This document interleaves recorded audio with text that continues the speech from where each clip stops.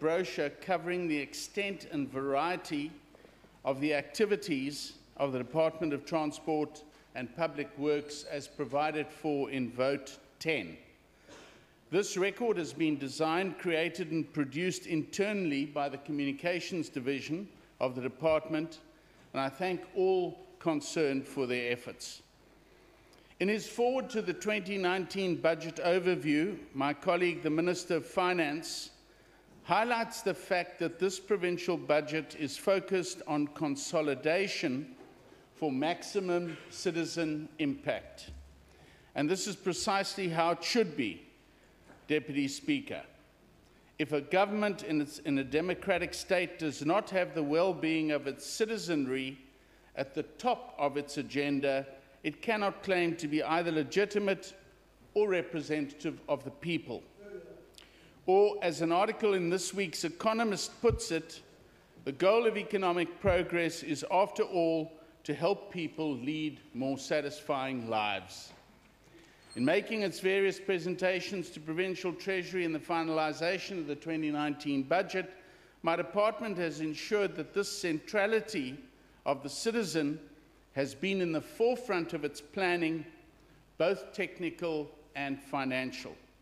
In this regard, it is of more than passing interest to note the increasing attention being paid in many countries to the outcomes of the relatively new Social Progress Index, which highlights the capacity of a society to meet the basic human needs of its citizens, establish the building blocks that allow citizens and communities to enhance and sustain the quality of their lives and create the conditions for all individuals to reach their full potential. And so, Deputy Speaker, the compact booklet you've already received today illustrates what a government concerned about the well-being of its citizens can and must do in the built and transport environment. Roads, education and health infrastructure, as well as transport and traffic management, are not ends in themselves. They are the basis from which citizens draw key elements of the lives they desire to lead. Before I move on to other aspects of the 2019 budget itself, it may be of interest to members that the 2018 index included 146 countries and that South Africa is ranked 77 with an average score of 66% across the 51 indicators used. The leading countries score an average of well over 90%. So we have a lot of work to do. Let me now turn to the overall Vote 10 budget for 2019-20. The total amount to be appropriated for Vote 10 is $8.1 billion. The increase of $338 million on the previous budget is marginally below inflation, and of the total budget, $1.7 billion consists of own revenue. Approximately a quarter of the budget amount is linked to conditional grants. The department operates using various programs. The allocation to the 6 programs within the department are as follows for the 2019-20 financial year. Administration, $229 million. Public Works Infrastructure, $1.99 billion. Transport Infrastructure, $3.66 billion. Transport Operations, $1.37 billion. Transport Regulation, $795 million. And Community-Based Programs, $64 million.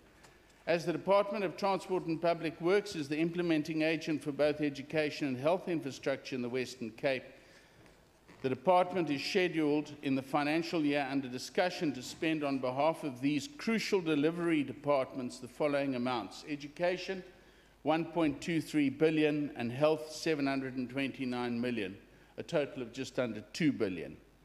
These amounts for education and health include funds for capital works and scheduled maintenance. The strategic decisions about these education and health infrastructure projects remain with those departments, and the 3 departments cooperate to ensure that their budgets go as far as possible without sacrificing quality and safety standards. In the existing tough economic times, this cooperation is essential to service delivery. Deputy Speaker, having unpacked broadly the quantum of Vote 10, it would be remiss of me not to alert this House to 2 factors which can and will impact on the real effectiveness of this budget. The first is undoubtedly the inability of the government at national level to guarantee the provision of electricity through Eskom, the state-owned enterprise which has been under its control and stewardship for the last 25 years. The fact of control needs to be stressed, given the national government's recent attempts to make the shambolic state of affairs at Eskom a shared responsibility. Let there be no doubt, Deputy Speaker, that this grossly cosseted entity, protected at the expense of the tax-paying public, has been allowed to reach this dismal and dangerous situation while under the executive authority of a series of ministers in the National Cabinet. These ministers have at best been incompetent and uncaring. Only judicial processes, if allowed to run their course, will reveal whether they have been, in fact, complicit. The additional failure at national level to resolve the impasse around the entry of independent power producers to the market, despite the readiness of our many local governments to interact with these IPPs, is under the existing circumstances absurd. Apart from the obvious implications for society generally, my department and I are painfully aware of the impact of unreliable power flow on many infrastructure projects, as well as the dangerous interruption to critical traffic management systems. The frontline victims of this sort of economic undermining are the many small and medium-sized factories and service providers in the construction industry, the very undertakings which our contracts are designed to encourage and support. The market is awash with reports of these businesses shutting their doors. This is damage which will take years to fix and which will lose us many capable citizens to emigration. The second of the inhibiting factors to which I referred, Speaker, is the overall state of the construction industry and the financial failure of a significant number of leading, long-established companies and groups. Many of these companies were, because of their industry rating and classification, precisely the companies which had to undertake the large projects crucial to taking our economy forward. While this debate is not the opportunity to examine the reasons for their demise, we need to be aware of the lengths to which the department will have to go to ensure that these projects can still be completed successfully. This includes the breaking up of large, cost-effective undertakings into smaller units requiring careful coordination with the resultant reduction of economies of scale. The department has also had to manage increasing risks of the failing of contractors already engaged in work for it and the implications of this for the calling up of guarantees, the sourcing of suitable replacements, and the possible delays to project completion, possibly with cost implications. Deputy Speaker, the overall mandate of this department is one which requires a range of skilled, qualified staff at all levels and in a variety of disciplines. Staff of this quality are not easy to obtain and retain. As a result, the department has instituted a variety of processes to upskill its existing staff and to equip potential employees with appropriate skills sets. The Masaki Sizwe bursary scheme is well known and highly respected example of these processes. However, today I want to recognize staff of the department whose career paths have been less usual and really challenging. In the special guest seating today, we have 4 valued members of our staff. Ms. Tabisu Mayakiso joined the department in 2009 as a cleaner and has recently been appointed as a finance assistant in the Directorate Financial Accounting. Mr. John Titus was a gardener at Leeuwenhof before being recommended for further employment. He is now an assistant director in our property management team. Thank you. Mr. Bongi Tsendu was also on the ground staff at Leeuwenhof before applying for a position in the Provincial Public Works branch. He is now Senior Administrative Officer in the Immovable Asset Registry. Thank you. Finally, Christino Sarko joined the department in 2006 with a national diploma. She obtained professional registration and her bachelor degree through the Professional Development Program and is today an architectural technologist in the Works General branch. Thank you. Deputy Speaker, I tell these stories because the creation of jobs is critical. Finding and developing our people to fill these jobs is as important.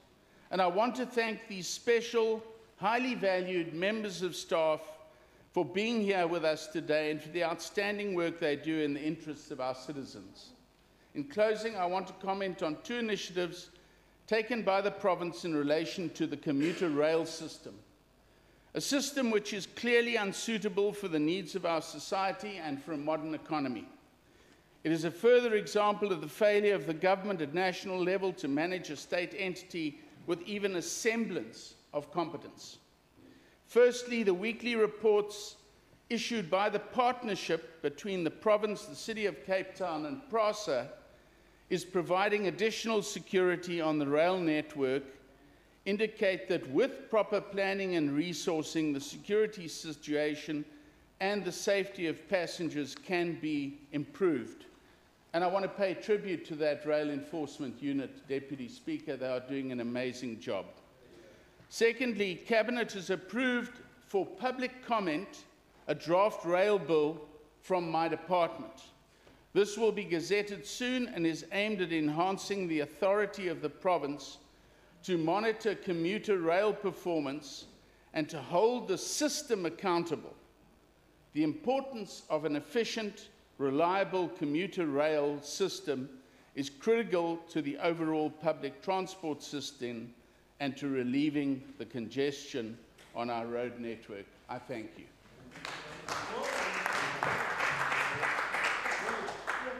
The Honourable Inana.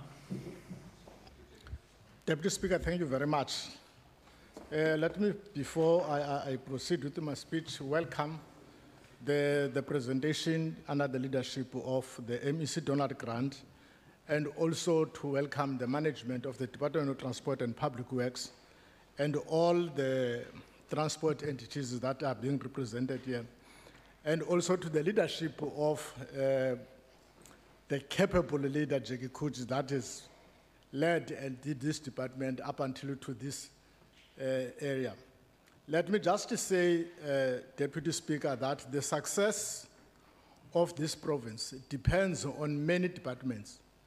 Just like the Department of Transport and Public Works, if we are going to talk about the success of the Department of Education, we'll have to deal with the performance of the Department of Transport and Public Works, whether it provides adequate assets so that the education could be conducive for the learners to learn successfully.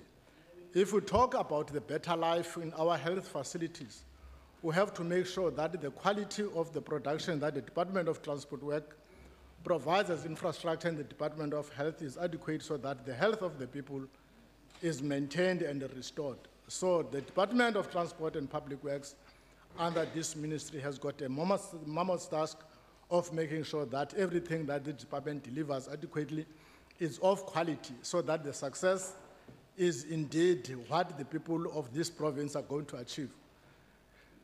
With the appropriate budget of just over 8 billion for the 2019-20 financial year, the Western Cape Department of Transport and Public Works receives one of the largest chunks of the provincial budget, and rightfully so. Under the DA-led Western Cape policy mandate, the construction and maintenance of sound economic infrastructure is the centerpiece of a capable state. Ensuring that a network of road is built in the province, that the state-owned buildings and facilities are maintained, and that the Western Cape has enough schools, hospitals, and clinics to meet the growing demands of the province population is a service which forms the backbone of our governance. And it has always been our public call that the people of the Western Cape must provide leadership in terms of maintaining those assets. Not that when they want to expose their frustration, they bend the assets, and yet they're the very asset that they are going to look after in order to get the services. It doesn't make any sense for any person, whatever service delivery problem the person has, would use his or her anger to destroy the very same infrastructure. It is pleasing to see that the substantial portion of the provincial budget has been allocated to this department. Deputy Speaker, one of the days the department engaged in a public meeting in the area called Kofaku in Philippi, where the issue of the schools was a fundamental issue that the community were protesting so violently that they wanted to shut down the school. But because of the capable leadership of this department of MEC, Donald Grant, as we speak now, I had the pleasure of visiting the area yesterday so that I can talk about something that I practically foresee. That the school in Kwafaku is a very, very progressive start that is happening, and it is near to its completion. And for that, I want to convey the message of saying that the people of Philippi are indeed happy, as I previously reported, that they are happy, and together with the teachers, that despite the fact that they were here protesting, but they are today happy to see that the progress is there and the foundation of their kids is being laid and the quality of education is coming. So whenever the MEC of Education talks about the quality of education, he must remember that the foundation has to be solid so that the outcome of the education becomes what is admired nationally. In terms of Program 3, transport infrastructure, I welcome an earmarked allocation amounting to 3.2 billion for the 2019-20 financial year, which includes the Provincial Road Maintenance Grant and the expanded Public Works Program Integrated Grant for provinces. I further welcome the following allocation for the 2019 MTF period for the catalytic infrastructure development. 28 billion towards infrastructure investment, 156 million towards the Saldanha Bay Industrial Development Zone as a key catalytic driver in the oil and gas and marine engineering sectors. 96 million towards the Atlantic Economic Zone for the manufacturing of green technologies and related services. And 25 billion rands towards construction and maintenance of public works and road infrastructure. And finally, Deputy Speaker, I welcome an overall 12.1 billion towards the infrastructure budgets from the Provincial Department of Transport and Public Works, which amounts to 42% of the 2019-2020 budget. Honorable Deputy Speaker, the Provincial Department of Transport and Public Works under the DA-led government, under the leadership of capable Mr. Donald Grant and his capable leadership in the administration of this department, has committed to intervene in the ailing railway transport service in our province as a result of the ANC poor mismanagement and maladministration at a national level. And it is something that the corruption and all the mismanagement of funds is always happening. I am glad to see that over the 2019 MTF, the department will receive 255 million to address the public transport requirements for the rail enforcement teams. Deputy Speaker, this is particularly important allocation as it empowers the provincial government to manage services in the Western Cape, which the ANC has allowed to collapse. Whenever everything that the ANC touches turns to ashes, and it has to be the responsibility, therefore, of the capable Democratic Alliance to say that for anyone who wants to save South Africa must never trust the ANC, which continues to destroy this country. And that therefore, the future of this country depends on the capacity and the capability of the Democratic Alliance, as the example is there. I do want, Deputy Speaker, to say that anyone who disputes anything that has been put forward by the MEC on the achievements of the department, the person is allowed to go and approach even the Auditor General for the department to misleading the public of the achievements that the DA has done, and that is not so. Because we don't want people to say to dispute but not challenge. If you disagree, challenge.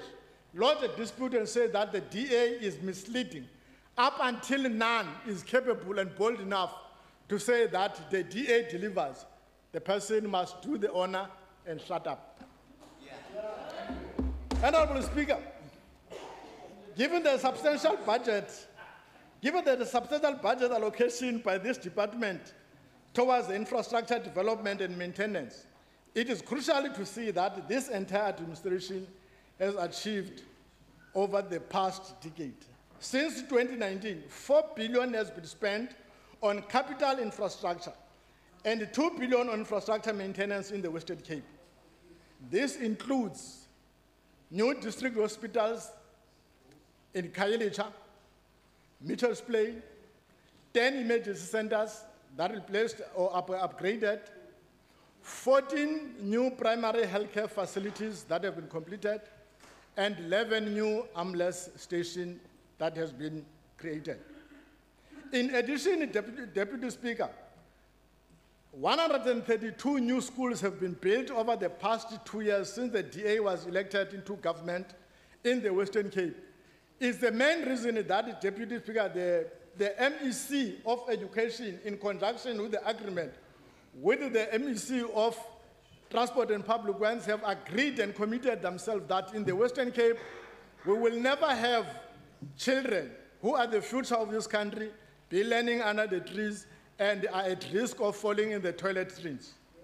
This solidifies the commitment by the Provincial Department of Transport and Public Works to building and maintaining state-of-the-art infrastructure in these provinces, which serves the variety of needs.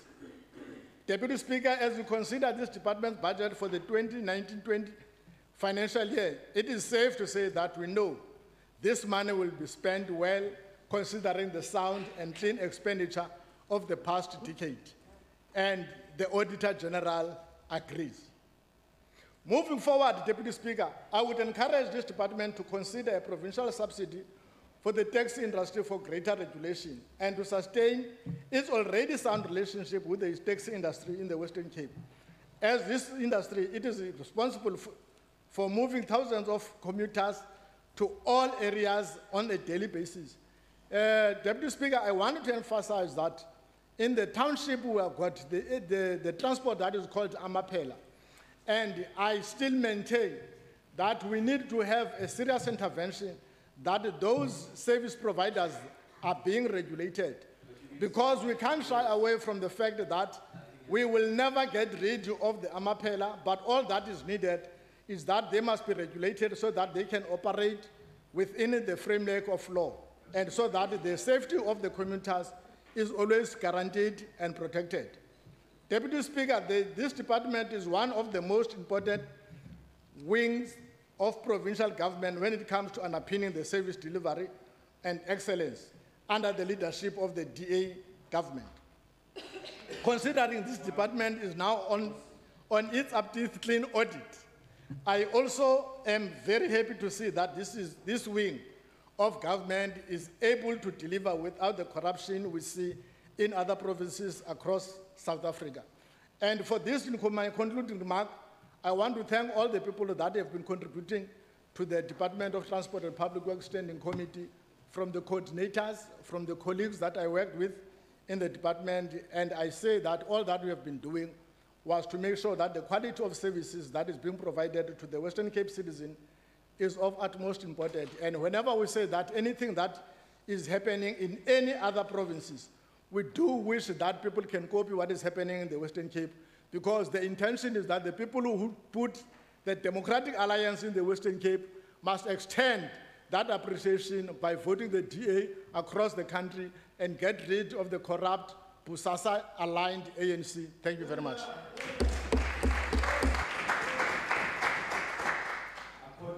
The Honourable Doug Moore. Thank you very much, Deputy Speaker.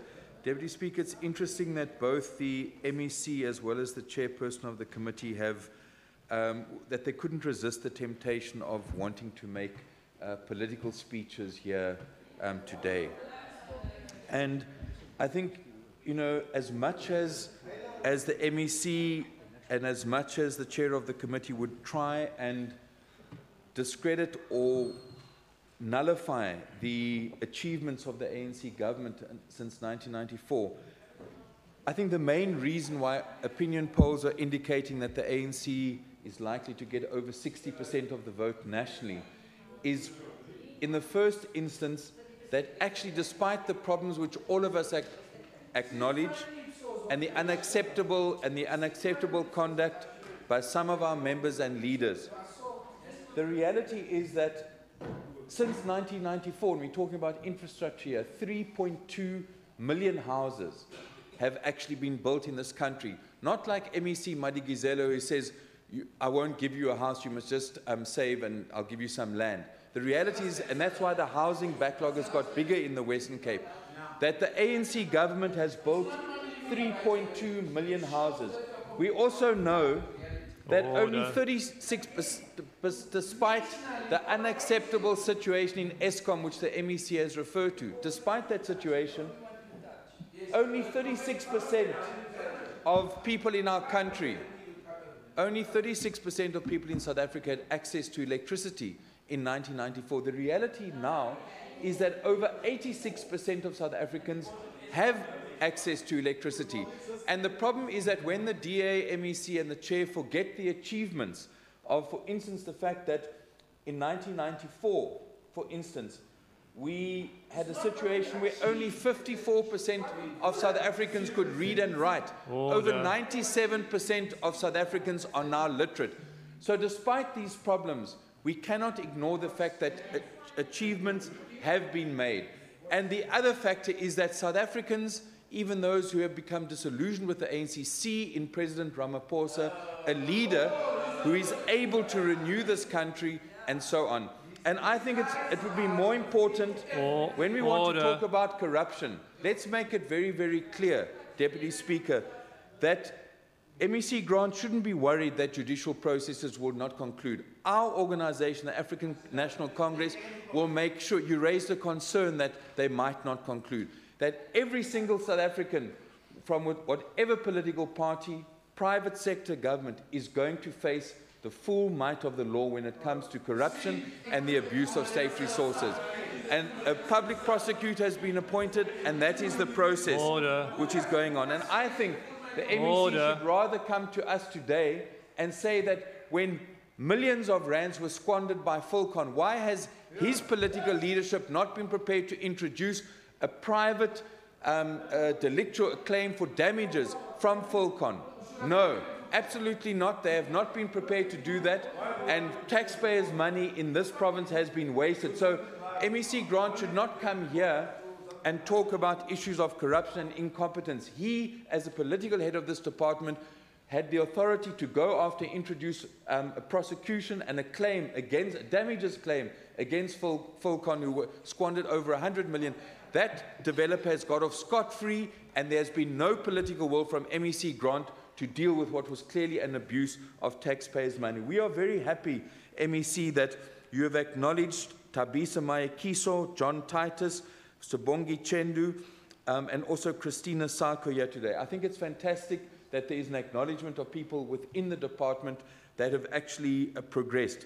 But this should not hide the fact that in the entire province, when it comes to senior management, we've had a situation in the Western Cape where basically, when the ANC governed, for instance, there were 61 senior officials at management level from the African community. By the time the DA has finished this term, which is now in 2018, that number has dropped to 40. There's been a 30% decrease in the number of African senior managers. So we support the advancement of officials, but we should not, like the Premier, come to this House and say representativity is not important. Because in the senior management of this provincial government, we have seen the decimation of African senior managers over a 10-year period. So people want to come here and say, vote DA. Effectively, what they're arguing for is the decimation of capable African leaders in this province, and that is the legacy of the DA, which we should never forget. Order. Just 1 second. Honourable Nkosela. Honorable Deputy Speaker, ngaba umhlonipheki obekekileyo unako ukuthatha umbuzo na. Order, I can't hear you, Honorable Magaka. Please, the chair is trying to hear what the member is Principal saying. Magaka, no man, please. May I request whether the Honorable Member, Deputy Speaker, is prepared to take a question? Honorable Dagmo, are you prepared to take a question? Not now. So the issue is that when we want to be effective in our governance, we have to work towards what our constitution says, which is redress. We want to see success stories like we've seen here today introduced to us, but we want to see a representative senior management. The legacy of the DA is to decimate African senior managers, and that the only group in this province who is represented above the provincial demographic are white males. Coloured males are underrepresented, African males, African females are underrepresented. So let's not come and create a rosy picture. This DA stands for preservation of privilege and the undermining of senior management from the African community. But when we look at this budget of 8 billion Order. across the various programs, from transport infrastructure to transport operations, community-based programs and transport regulation, it's critical that we ask questions about whether this budget this year and in previous years has helped us to deal with public transport that is efficient, safe and affordable. Has it contributed to road safety in our province, and will it do so? The state of our infrastructure, whether we've utilized our provincial assets effectively, and whether we've actually committed to transformation in this particular department. Now, when it comes to public transport, and I'd like to address the MEC through you, that I think lacking has been, and also in this budget, is an overall vision for public transport in our province, especially in the city of Cape Town. The reality is that Cape Townians, compared to all other South Africans, spend the longest time in their cars, an average of 162 hours a year, which is worse than any other city in this. So that points to the issues: what is our vision, what is our strategy towards public transport? But very often, and fortunately this MEC is not always to blame, but very often, instead of trying to have a cooperative approach, the DA attempts to blame and complain and not actually seek solutions. So the issue is, the problem that we have now is a confusion, because there are posters which go up which talk about a provincial rail service. Order. Those posters talk about a provincial rail service, but when you, for instance, look at the draft white paper on the national rail policy, it's very clear that that talks to metropolitan authorities, Joburg, Cape Town, Durban, being able to take control through metropolitan transport authorities in regard to public transport. But we have confusion now, because the MEC referred to it as well about provincial legislation, which is supposed to actually regulate public transport. But when it comes to rail, it's very clear that the draft white paper nationally talks about devolving that over a process of time to metropolitan transport authorities. But now, for populist campaigning purposes, there's posters which say a provincial rail service, whereas the reality of policy which has been developed over the years talks about a metropolitan transport authority which takes responsibility for ticketing across rail, across buses and across taxis. So what we have here is political populism actually undermining the very intent of the draft white paper, and that's not going to help us, MEC. That is not going to help us. So we need to move away from political populism and actually look at what is the content of policy guiding our country and seeing how we can do this. And there isn't any quick fix. We also commend the partnership between PRASA, between the city and between the province, in terms of the unit that is focusing on rail enforcement. That is definitely contributing.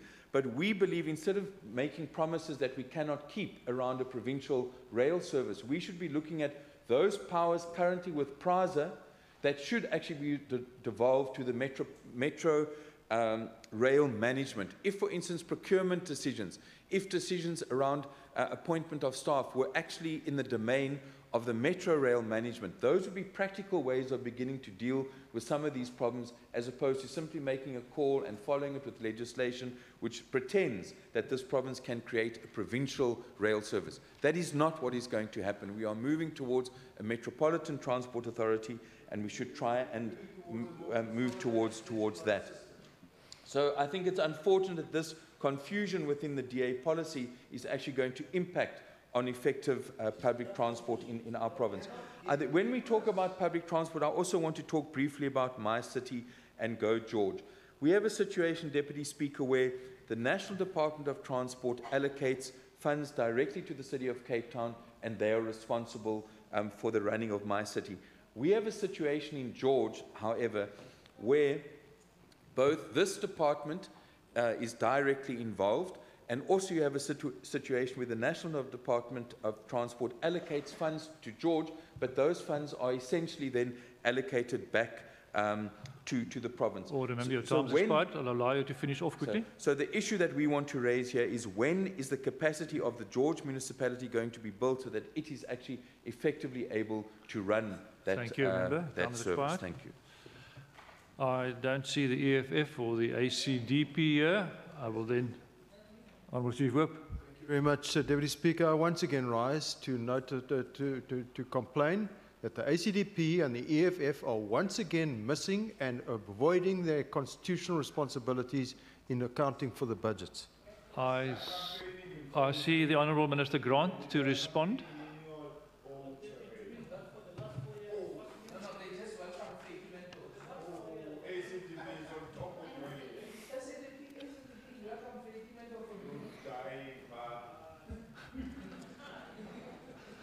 Order.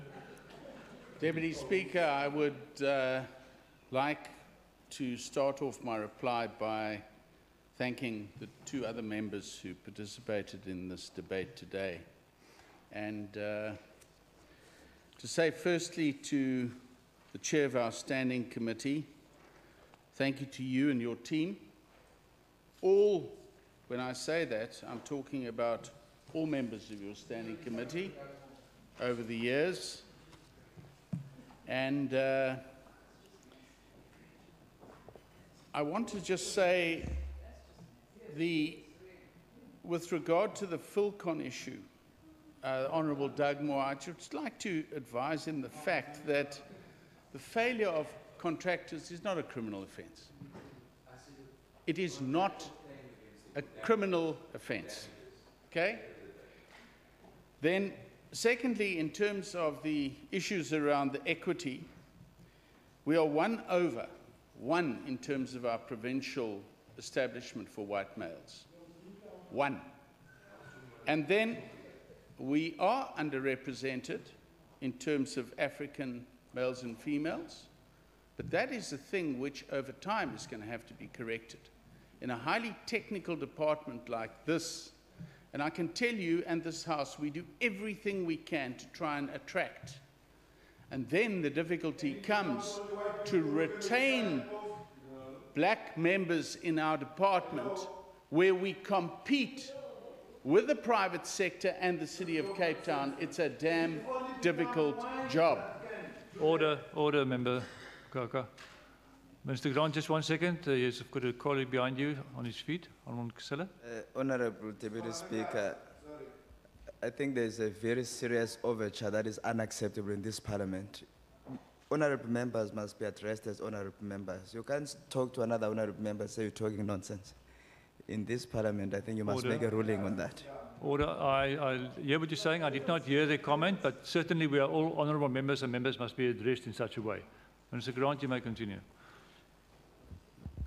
Deputy Speaker, then on the issue raised about the law following its course for those who've broken the law, in response to that, I want to say that we haven't built any more jails in the Western Cape since 1994.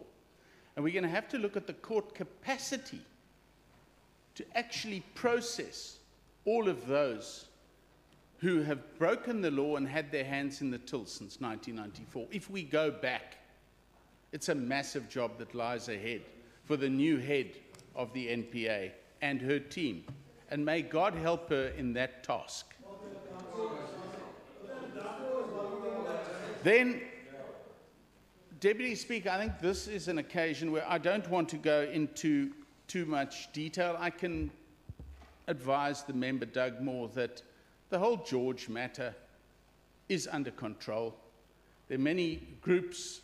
As you know, there's 4A and 4B, which are due to be rolled out. But in terms of the Section 71 Committee of George, they've made certain recommendations, and we as province and the national government will back that up going forward. I want to also say a number of thank yous. I firstly want to say to the members and the officials of this House, Deputy Speaker, thank you for your support for my department during the tenure of the 5th Parliament. I want to just say it's been great working with all of you. Secondly, to our Standing Committee, thank you for the robust discussions that we've had and debates, and in particular to the Chair on a personal level. I will say it's been great working with you, and I wish you well in the National Assembly. And I'm sure all the experience that you've picked up in transport, I hope you will use it in the National Assembly to guide the way forward at that level of government.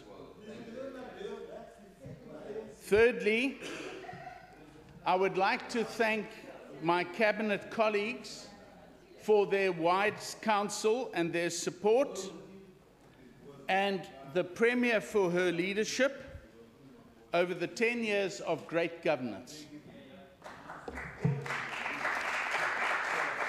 Fourthly, I'd like to thank my ministry for their support and guidance, and in particular Mr. Clive Roos for keeping me out of most of the trouble I would have got into, and for advising me on what I needed to know, not what I wanted to hear. Then, penultimately, my department. It has been a privilege to serve with you this term. It was not an easy transition from education into the highly technical and diverse fields of endeavour within the Department of Transport and Public Works. You are a really amazing team, and I want to thank each and every one of you for the time over the years. Please continue down the road less travelled, champion innovation, particularly in the spheres of big data, technology, property environment, the built environment, particularly in our new catalytic projects.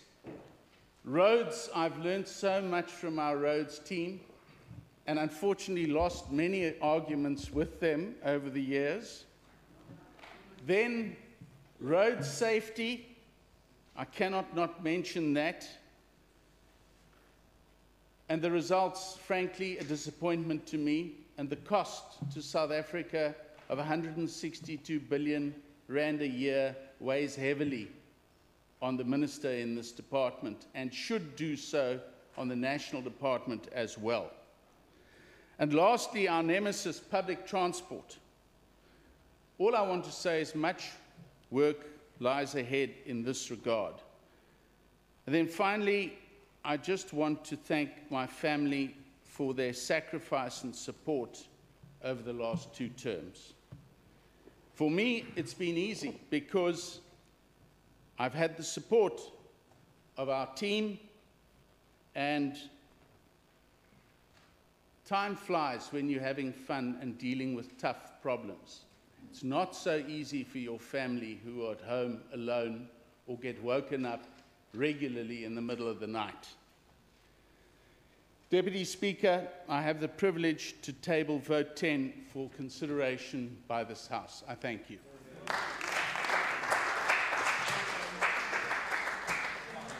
Order. That concludes the debate on this vote.